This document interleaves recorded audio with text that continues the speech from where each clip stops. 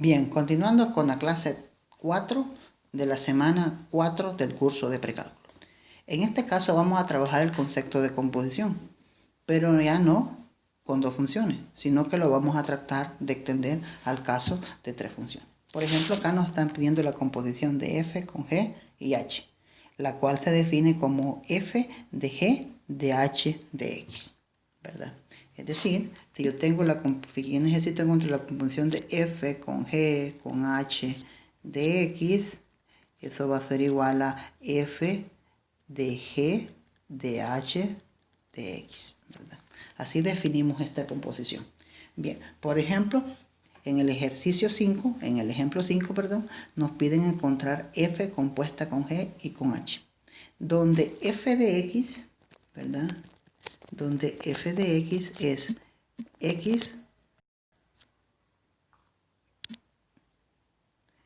x sobre x más 1. Y la función g de x es x a la 10. Y la función h es x más 3. Bueno, para encontrar esa composición de f con g con h de x, vamos a hacer uso de la propiedad, ¿verdad?, ilustrada acá, que f con g con h de x se define como f de g de h de x, ¿verdad? ¿Y quién es h de x? Pues h de x es x más 3. Entonces eso sería f de g de x más 3. En lugar de h voy a escribir x más 3.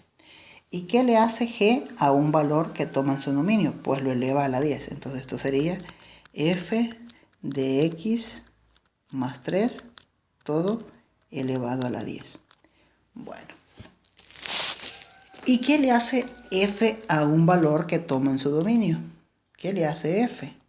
Pues lo transforma en x sobre x más 1, ¿verdad? En este caso lo va a transformar en x más 10, en x más 3 a la 10, ¿verdad? Es decir, x más 3 a la 10 dividido x más 3 a la 10 más 1, ¿verdad?